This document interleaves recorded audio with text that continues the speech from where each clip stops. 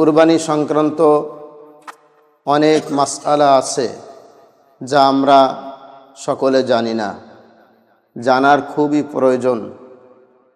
না জানলে এত গুরুত্বপূর্ণ একটি ইবাদত, এত কষ্ট করে ইনকাম করা টাকা দিয়ে কুরবানি করলে নিয়মগুলো যদি না জানি তাহলে আমাদের এই গুরুত্বপূর্ণ ইবাদতটি আল্লাহ তাআলার দরবার পর্যন্ত পৌঁছাবে না, আমরা ক্ষতিগ্রস্ত হয়ে যাব। এজন্য কুরবানি সংক্রান্ত কিছু মাসআলা নিয়ে আমি আজকে আলোচনার ইচ্ছা পোষণ করছি। আল্লাহ তাআলা আমাদেরকে তৌফিক দান করুন, আমিন। আমরা সর্বপ্রথম জানব কুরবানির নিসাব কি, অর্থাৎ কাদের উপর আল্লাহ তাআলা কুরবানি করা ওয়াজিব করেছেন, কতটুকুন সম্পদ থাকলে কুরবানি করতে হবে, আর নিসাব পরিমাণ সম্পদের মালিক হওয়া সত্ত্বেও কুরবানি না করলে কি হবে। নিসাবের ব্যাপারে বলা হয়েছে জাকাতের নিসাবটি। জাকাতের নিসাব কিন্তু এখানে অল্প কিছু ভিন্নতা আছে। কুরবানির নিসাব আর জাকাতের নিসাব প্রায় সেম, কিছু ভিন্নতা আছে।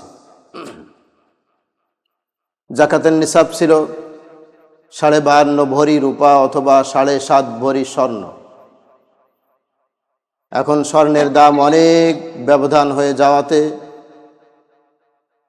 অধিকাংশ উলামা ইকরামগণ পরামর্শ দিয়েছেন 52.5 ভরি রূপার সমমূল্য সম্পদ যার কাছে থাকবে সে জাকাত দিবে, সে কুরবানি করবে। জাকাতের বিধান ছিল হচ্ছে পূর্ণ 1 বছর আপনার মালিকানায় সম্পদ থাকা, স্টে করা। কিন্তু কুরবানির বিধান সেটা না। কুরবানি হচ্ছে ওই 3 দিন, যে 3 দিন কুরবানি করা যায়। কুরবানি করা যায় কয় দিন? 3 দিন। 10 জিলহজ, 11 জিলহজ এবং 12 জিলহজ, এই 3টে দিন কুরবানি করা যায়। এই 3টে দিনের ভিতরে যদি আপনার কাছে এই পরিমাণ সম্পদ থাকে, 52.5 ভরি রূপার সমমূল্য সম্পদ যদি আপনার কাছে থাকে, তাহলে আপনার জন্য ন্যূনতম একটি ছাগল কুরবানি করা আল্লাহ তাআলার পক্ষ থেকে ওয়াজিব করা হয়েছে। আর এই বিধান যারা না মানবে তাদেরকে আল্লাহ রাসূল সাল্লাল্লাহু আলাইহি ওয়াসাল্লাম ধমক দিয়েছেন। ধমক দিয়ে একটি কথা বলেছেন, মান ওয়াজাদা সাআতান ওয়া লাম ইদাহি ফালা ইয়াকরাবান্না মুসাল্লানা।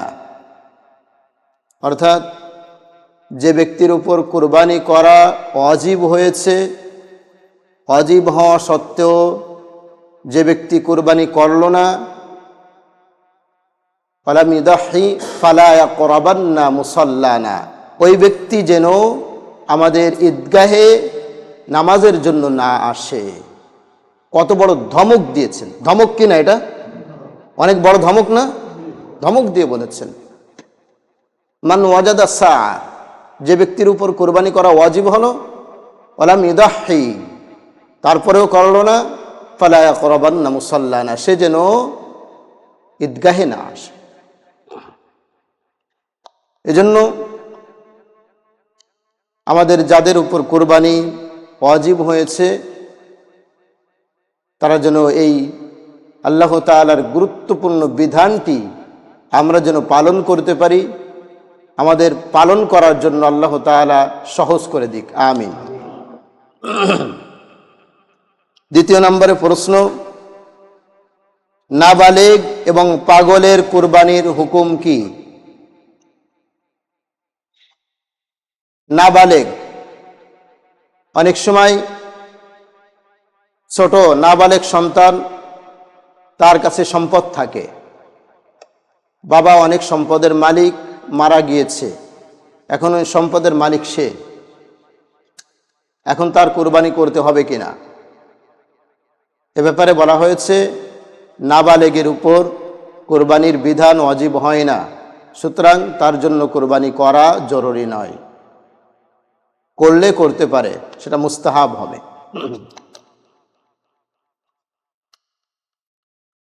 এবং পাগলের কোরবানির হুকুম, অনেক সময় পাগল হয়ে গেছে, সেও অনেক সম্পদের মালিক হতে পারে কি না?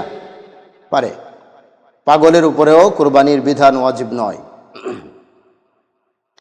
3 নম্বর প্রশ্ন, দরিদ্র ব্যক্তির কোরবানির হুকুম কি? খুব গুরুত্বপূর্ণ একটি প্রশ্ন, মনোযোগ দিয়ে শুনবেন। অনেক সময় দরিদ্র ব্যক্তি, দরিদ্র বলতে বোঝানো হচ্ছে যার উপর নিসাব পরিমাণ সম্পদ নাই, যার কাছে, তাকে বোঝানো হচ্ছে। নিসাব পরিমাণ সম্পদ নাই, তারপরেও সে কোরবানি দেওয়ার ইচ্ছা করেছে। এই ইচ্ছা করে সে পশুও ক্রয় করেছে। পশু ক্রয় করার পরে কোনো কারণে ওই পশুটি হারিয়ে গিয়েছে। প্রথম উত্তর তো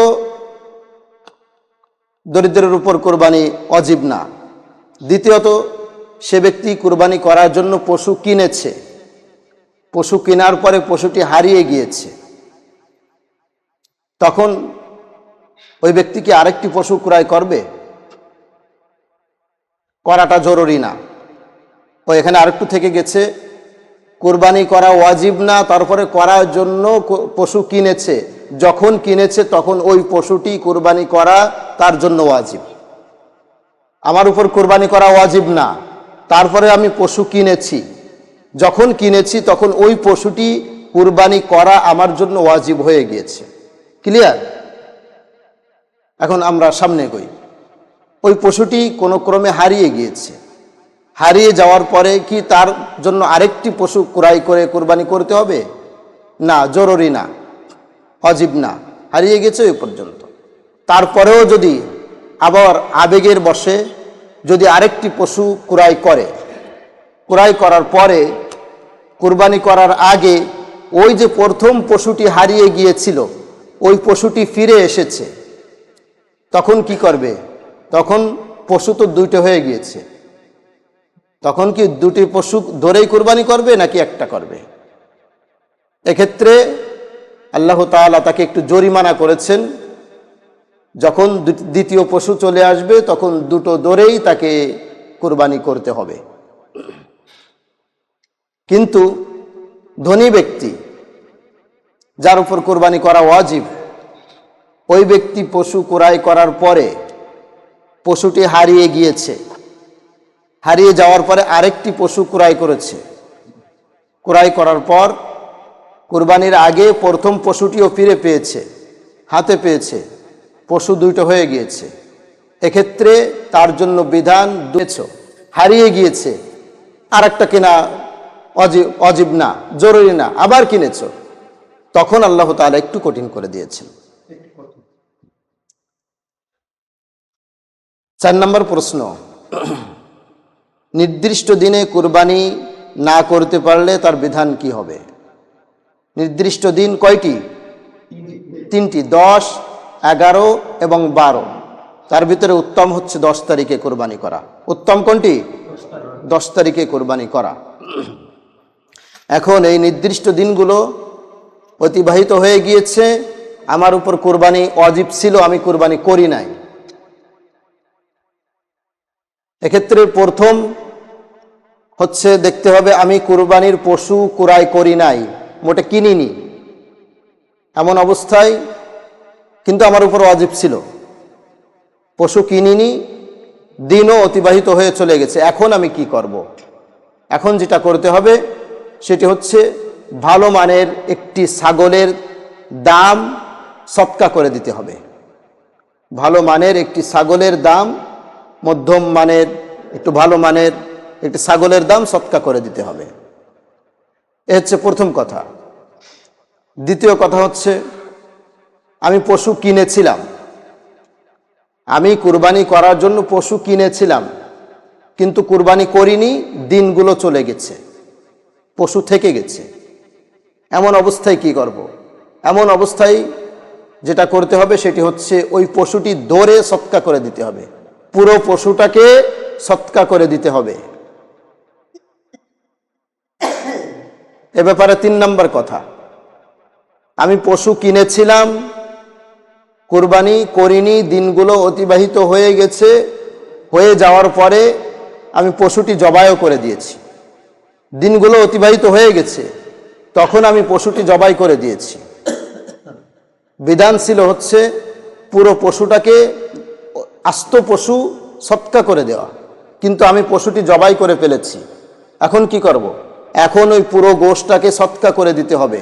কিন্তু আরেকটু কথা থেকে যায় এর ভিতরে, সেটি হচ্ছে মনে করেন আপনি 20,000 টাকা দিয়ে পশু ক্রয় করেছেন, 20,000 টাকা দিয়ে পশু কেনার পরে আপনি জবাই করে গোশ মাপতে হবে, মাপার পরে তখনকার বাজার মূল্য অনুযায়ী আপনার ওখানে 20,000 টাকার গোশ হয়েছে কিনা, যদি কম থাকে, মনে করেন 20,000 টাকা দিয়ে পশু কিনেছেন, 18,000 টাকার গোশ হয়েছে, তখন ওই সম্পূর্ণ গোশটা তো দান করতে হবে, বাকি আছে 2,000 টাকা, ওই 2,000 টাকা তার সাথে সৎকা করে দিতে হবে। বুঝতে পেরেছেন? আশা করি বুঝেছেন। মানে 20,000 টাকা দিয়ে পশু কিনেছেন, বিধান ছিল আপনার উপর আস্ত পশু জবাই করে সৎকা করে দেওয়া, কিন্তু করেন নাই, জবাই করে দিয়েছেন। কোনো আলেমের সাথে দেখা হয়েছে, সে বলেছে আপনি পুরো পশুটা সৎকা করে দেন, তখন বলছে না না আমি তো জবাই করে ফেলেছি।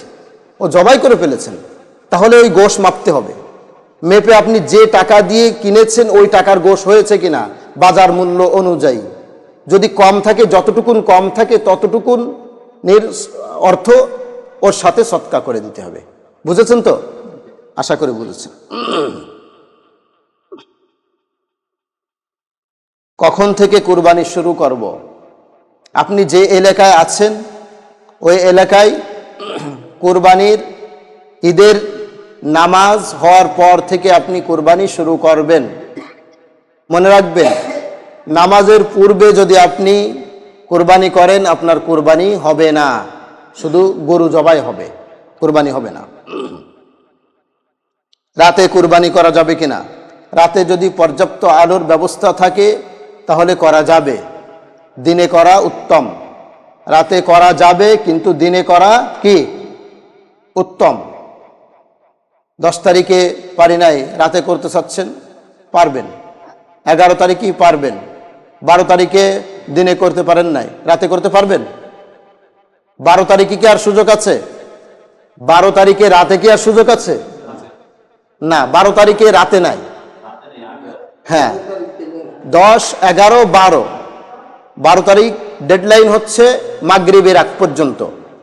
12 তারিখে রাতে করার সুযোগ নাই, 10 তারিখে রাতে করার সুযোগ আছে, 11 তারিখে আছে। কোন কোন পশু দ্বারা কুরবানি করা যাবে? 6 রকম পশু দ্বারা কুরবানি করা যাবে। 6টি পশু দ্বারা। কয়টি? 6টি। বড় 3টি আর ছোট 3টি। বড় 3টি উট, গরু এবং মহিষ। মহিষের ক্ষেত্রে কিছু মতভেদ আছে, মত পার্থক্য আছে। কিছু কিছু মতে পাওয়া যায় যে মহিষ দ্বারা কুরবানি করা যাবে, আবার কেউ কেউ বলেন যে মহিষ দ্বারা কুরবানি করা যাবে না। যারা বলে যাবে তারা বলে এটা গরুর একটি সহজাত, এজন্য যাবে, আর যারা বলে যাবে না তারা বলে না, এটা বাহিমাতুল আনআমের অন্তর্ভুক্ত না, এজন্য মহিষ দ্বারা কুরবানি করা যাবে না। দুটি মত পাওয়া যায় যেহেতু, এজন্য সুযোগ থাকলে আমরা মত পার্থক্যের ভিতরে না ঢুকে যেটা ক্লিয়ার আছে সেটা দ্বারা করব, গরু দ্বারা করব, ছাগল দ্বারা করব। তাহলে 3টি হচ্ছে বড় পশু, 3টি ছোট পশু। বড় পশু উট, মহিষ, গরু 3টি। মহিষের ব্যাপারে একটু মতভেদ আছে বলেছি। ছোট পশু হচ্ছে 3টি, ছাগল, ভেড়া এবং দুম্বা। এই 6টি পশু দ্বারা কুরবানি করা যাবে। এর বাইরে আর আপনি হরিণ দ্বারা কুরবানি করবেন, হবে না। বন্য গরু দ্বারা, বন্য গরু আছে না? আছে, বন গরু, এটা দ্বারা কুরবানি করা যাবে না। গৃহপালিত পশু হতে হবে। পশুর বয়স কত হতে হবে?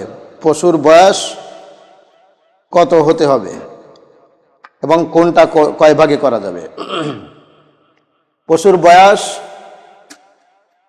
উট যদি কুরবানি করেন, উটের বয়স কমপক্ষে 5 বছর হতে হবে। কয় বছর? 5 বছর। যদি গরু এবং মহিষ করেন তাহলে কমপক্ষে 2 বছর হতে হবে। ছাগল, ভেড়া এবং দুম্বা এই তিনটির ক্ষেত্রে কমপক্ষে 1 বছর বয়স হতে হবে। তবে ভেড়া এবং দুম্বার ক্ষেত্রে একটু শিথিলতা করা হয়েছে। আল্লাহ রাসূল বলেছেন, লা তাযবাহু ইল্লা মুসান্না ইল্লা জাযাআ, তোমরা মুসান্না ব্যতীত কুরবানি করো না, অর্থাৎ বয়স হওয়া ব্যতীত কুরবানি করো না, ইল্লা জাযাআ, তবে জাযাআ ব্যতীত। জাযাআ বলতে বোঝানো হয়েছে ভেড়া এবং দুম্বা। ভেড়া এবং দুম্বার ক্ষেত্রে বলা হয়েছে যদি 6 মাস হয়ে যায়, 6 মাস হয়ে যাওয়ার পরে খুব হৃষ্টপুষ্ট হয়েছে, মোটা তাজা হয়েছে, 1 বছরের বাচ্চার মতো দেখা যায়, তাহলে সেক্ষেত্রে ভেড়া এবং দুম্বা দ্বারা কুরবানি করা যাবে। তবে যদি 6 মাসের নিচে থাকে তাহলে সেটা দ্বারা আর হবে না। ও কয় ভাগে? উট, গরু, মহিষ এটা 7 ভাগে কুরবানি করা যাবে। আর ছাগল, এই ছোট 3টি পশু একা কুরবানি করতে হবে।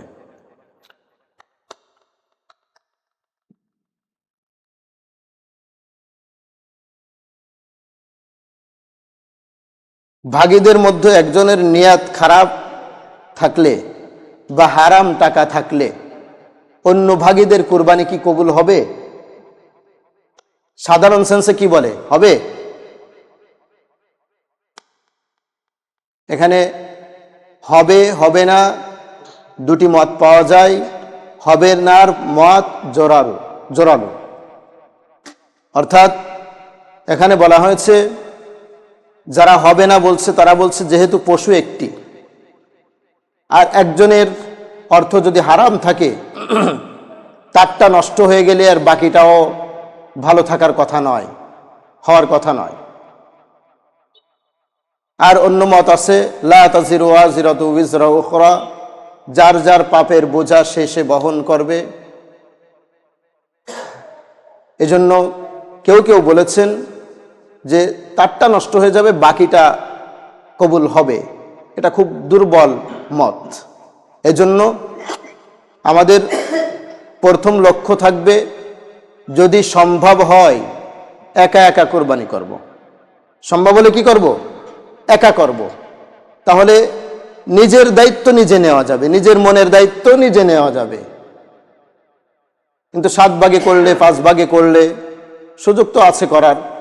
যদি সম্ভব হয় একা করব, সম্ভব না হলে যদি ভাগে করতে হয়, ভাগীগুলোকে একটু দিনদার দেখে, তার অর্থের ইনকাম সোর্স দেখে, সে হালাল উপার্জন করে কি হারাম উপার্জন করে, এগুলো দেখে যাচাই বাছাই করে তারপরে ভাগী নেবেন।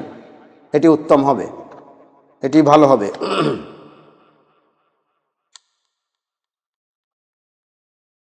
কুরবানির পশু কেমন হওয়া উচিত?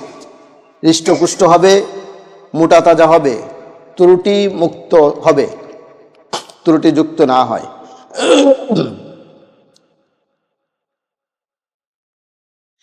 একা কুরবানির নিয়াত করে পশু কেনার পর পরবর্তীতে ভাগী নেওয়া যাবে কিনা?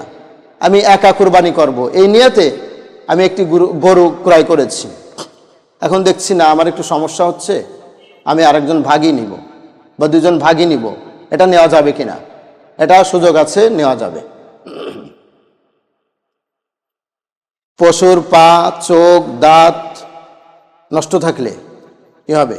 পশুর পা, পশুর এক পা পুরোটাই বিকল, পুরোটাই অচল, চলতে পারে না, নষ্ট হয়ে গেছে, ওই পশু দ্বারা কুরবানি হবে না। চোখ, একটি চোখ পুরোটাই নষ্ট হয়ে গেছে, হবে না। দাঁত, দাঁত এমনভাবে নষ্ট হয়েছে যা দ্বারা সে স্বাভাবিকভাবে খাবার খেতে পারে না, ঘাসগুলো খেতে পারে না, এমন অবস্থায় কুরবানি হবে না। তবে সামান্য ভেঙে গেছে, এটা দ্বারা কুরবানি হবে। পশুর লেজ, শিং এবং কানের হুকুম। পশুর লেজ, লেজ কাটা পশু দ্বারা কোরবানি হবে কিনা? লেজ কাটা পশু দ্বারা কোরবানি হবে যদি সামান্য কাটা থাকে, অর্থাৎ 3 ভাগের 2 ভাগ নষ্ট, 2 ভাগ কেটে গেছে, কোরবানি হবে না। কিন্তু 1 ভাগ কেটেছে বা সামান্য একটু কেটে গেছে, ওটা দ্বারা কোরবানি হবে। শিং, শিংয়ের বিধান, শিং যদি গোড়া থেকে উঠে যায়, মগজ যদি ক্ষতিগ্রস্ত হয়, তাহলে কোরবানি হবে না।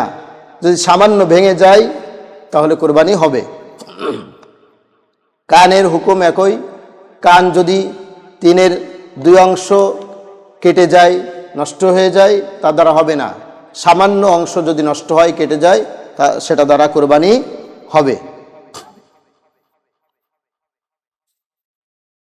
পশু কেনার পর এমন ত্রুটি ধরা পড়েছে যে ত্রুটির কারণে কোরবানি হয় না, যেমন কানের অধিকাংশ না থাকলে হয় না, পা হয় না, এমন কোনো ত্রুটি ধরা পড়েছে কেনার পরে যে ত্রুটির কারণে কোরবানি হয় না, কিন্তু ওই ত্রুটি প্রথমে ধরা পড়ে নাই বা প্রথমে ছিল না, পরবর্তীতে হয়েছে বা ধরা পড়েছে, পরবর্তীতে নতুন করে হয়েছে বা ধরা পড়েছে, এমন ত্রুটি যে ত্রুটির কারণে কোরবানি হয় না। কিন্তু আমি তো কিনে ফেলেছি, এখন কি করব? তাও হবে না। বড় ত্রুটি থাকলে কোরবানি করার আগ পর্যন্ত ধরা পড়লে সেটা দ্বারা কোরবানি হবে না।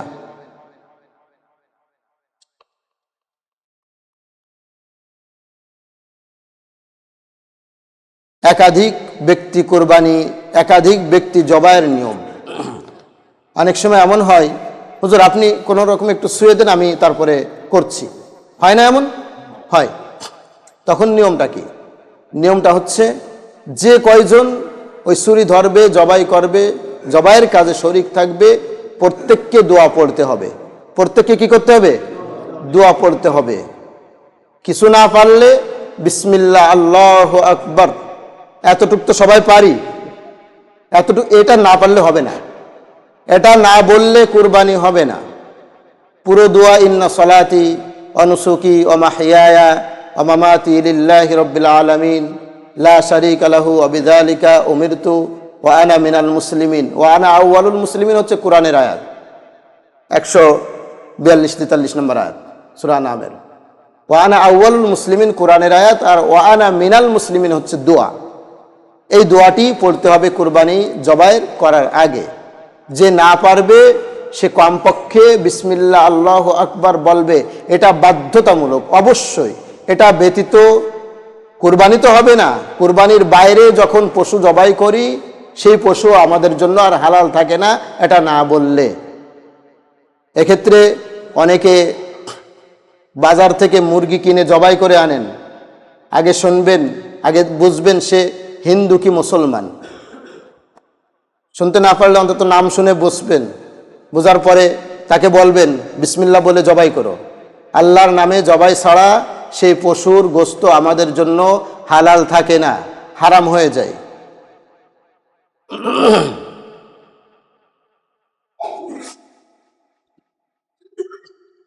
কার নামে কোরবানি করবে?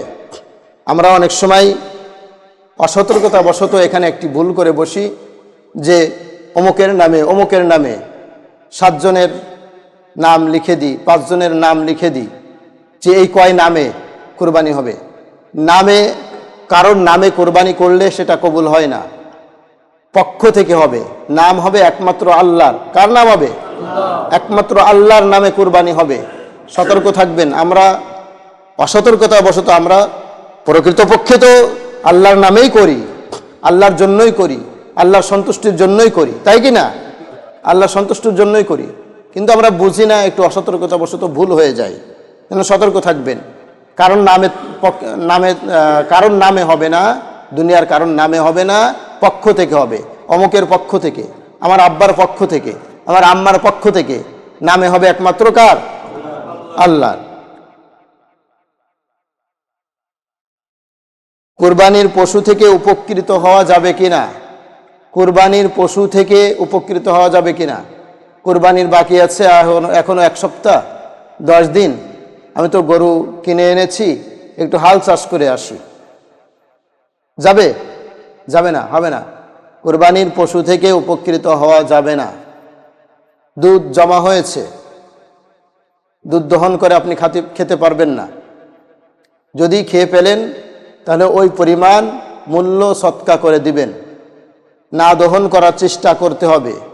যদি না দহন করলে গরুর কষ্ট হয়, সেক্ষেত্রে দহন করতে হবে, সৎকা করে দিতে হবে। চেষ্টা করতে হবে দহন না করার জন্য। এজন্য অনেক সময় একটা পদ্ধতি অবলম্বন করা যায়, ঠান্ডা পানি মেরে দিলে তাদের কষ্ট কম হয়, টেনে যায়।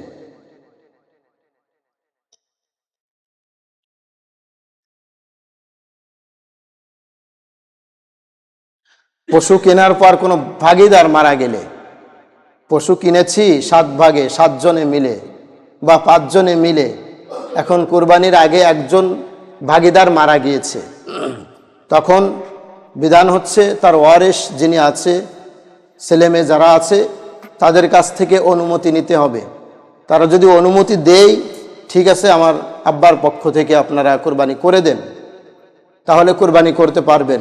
যদি সে অনুমতি না দেয়, সে যদি বলে না আমাদের সমস্যা, আমাদের টাকাটা ফেরত দেন, তাহলে অবশ্যই ফেরত দিতে হবে। বাকি যে কয়জন ভাগিদার আছে, ওই কয়জনে মিলে যিনি মারা গিয়েছে তার ওয়ারিশদেরকে টাকা ফেরত দিতে হবে। মৃত্যু ব্যক্তির পক্ষ থেকে কুরবানি করা যাবে কিনা? পক্ষ থেকে কুরবানি করা যাবে। সাহাবায়ে কেরামগণ আল্লাহ রাসূল সাল্লাল্লাহু আলাইহি ওয়াসাল্লামের পক্ষ থেকে কুরবানি করতেন। আলী রাদিয়াল্লাহু তাআলা আনহু নিজের পক্ষ থেকে কুরবানি করতেন একটা, রাসূল সাল্লাল্লাহু আলাইহি ওয়াসাল্লামের পক্ষ থেকে কুরবানি করতেন একটা। তবে মনে রাখবেন,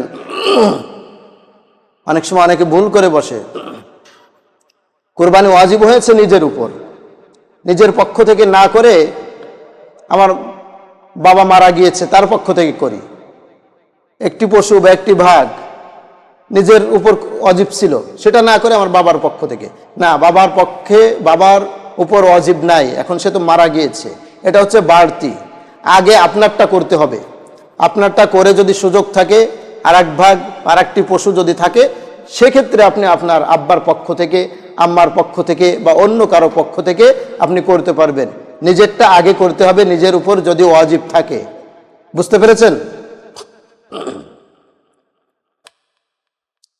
গোস্ত চর্বি বিক্রি করা যাবে কিনা? গরুর কোনো অংশ বিক্রি করা যাবে না, সেটা দ্বারা আপনি উপকৃত হতে পারবেন না। যদি কোনো ক্রমে বিক্রি করে বসেন, তাহলে সেটা সম্পূর্ণটা সৎকা করে দিতে হবে। পারিশ্রমিক হিসাবে গোস্ত দেওয়া যাবে কিনা? এটা অনেকেই গ্রাহ্য করে না। পারিশ্রমিক হিসেবে গরুর গোস্ত বা কিছু দেওয়া যাবে না। ওই পশু থেকে কিছুই পারিশ্রমিক হিসেবে দিবেন, সাথে সাথে আপনার কুরবানি নষ্ট হয়ে যাবে, এটা মাথায় রাখবেন। আর এইগুলো কিছু কিছু মাসআলা আছে মতভেদপূর্ণ, 2-3টে মত পাওয়া যায়। যেটা পাওয়া যায় সেটা তো বলছি, এগুলোর ব্যাপারে কোনো দ্বিমত নাই, কোনো মতভেদ নাই, যে এক একজন এক এক রকম বলেছে, এরকম কোনো মতভেদ নাই। পারিশ্রমিক হিসেবে আপনি দিতে পারবেন না গোস্ত। পারিশ্রমিক হিসেবে তার পারিশ্রমিক দিবেন 500 টাকা, 1000 টাকা, 200 টাকা, তাকে যথাযথভাবে পরিশোধ করে দিবেন। দেওয়ার পরে অন্য স্বাভাবিক মানুষকে যেভাবে দিচ্ছেন, গরিবদেরকে যেভাবে দিচ্ছেন, প্রতিবেশীদেরকে যেভাবে দিচ্ছেন, সেভাবে তাকে একটি অংশ দিতে পারবেন, কিন্তু পারিশ্রমিক হিসেবে না। পারিশ্রমিক হিসেবে দিলে বাতিল হয়ে যাবে। বিধর্মীদেরকে কুরবানির গোস্ত দেওয়া যাবে কিনা?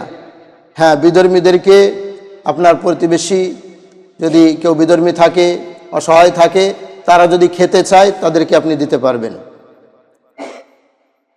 পাগল পশু দ্বারা কুরবানি করা যাবে কিনা? পাগল পশু যদি এমন পাগল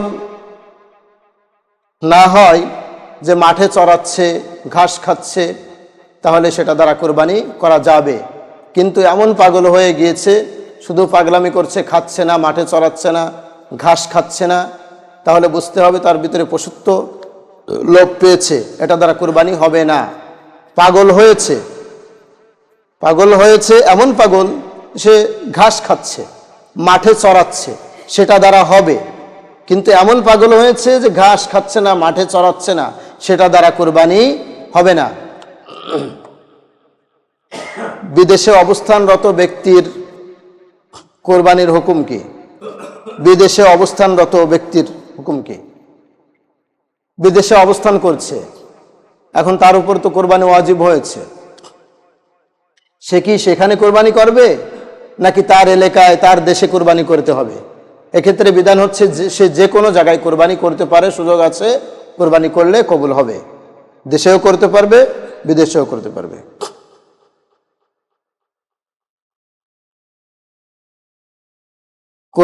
কোরবানির দিন হাঁস মুরগি জবাই করা যাবে কিনা, একটি কমন প্রশ্ন।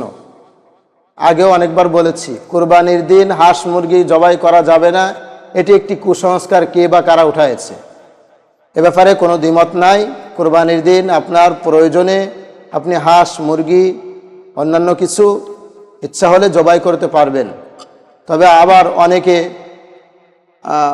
অনেকে এখানে ভুল করে যে একটা মুরগি জবাই দিচ্ছে, একটা মোরগ জবাই দিচ্ছে, হাঁস জবাই দিচ্ছে, দিয়ে বলছে যাক আমার তো সামর্থ্য নয়, আমি এটা কুরবানি করলাম না। এমনটা বলা যাবে না, এমনটা বলা অপরাধ। কারণ এগুলো দ্বারা তো কুরবানি হয় না। হাঁস মুরগি দ্বারা কি কুরবানি হয়? হয় না। আপনি গরিব, আপনার উপর তো কোরবানি ওয়াজিব না, তা আপনি অযথা কথা বলবেন না। কুরবানির গোশত 3 ভাগ করা যাবে কিনা, বন্টনের সুবিধার্থে ইচ্ছা করলে আপনি 3 ভাগ করতে পারবেন, অসুবিধা নাই। তবে এক্ষেত্রে ভাগ কোনোটা বেশি হতে পারে, অবস্থান ভেদে ছোট হতে পারে। যেমন নিজের জন্য 1 ভাগ, আত্মীয় স্বজনের জন্য 1 ভাগ, গরিব এতিম মিসকিনদের জন্য 1 ভাগ, এমনটাই তো করি আমরা, তাই করি না? সেটা করি। তো এখানে দেখা যাচ্ছে যে আমার আত্মীয় স্বজন সবাই ধনী মানুষ, সবাই কুরবানি করেছে, সীমিত 2-1 জন করি নাই। সেক্ষেত্রে আপনি আপনার আত্মীয়র যে ভাগটি এটি ছোট করে ফেলবেন। দেখছেন আমার প্রতিবেশী অনেক গরিব মানুষ আছে, তারা কোরবানি করে নাই, তাদের প্রয়োজন, তখন তাদের ভাগটাকে বড় করে ফেলবেন।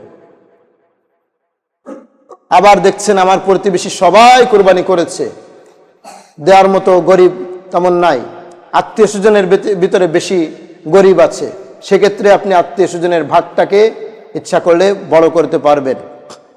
অনেক সময় দেখা যাচ্ছে আত্মীয় স্বজন সবাই ধনী, প্রতিবেশী সবাই ধনী, আমার ফ্যামিলিতে যারা আছে তারা 1 ওয়াক্তের গোশও ঠিক মতো হচ্ছে না, বা 2 ওয়াক্তের গোশ হচ্ছে না, 1 দিন 2 দিন খেতে পাচ্ছি না, সেক্ষেত্রে আপনার নিজের ভাগটাকে বড় করতে পারবেন, কোনো অসুবিধা নাই।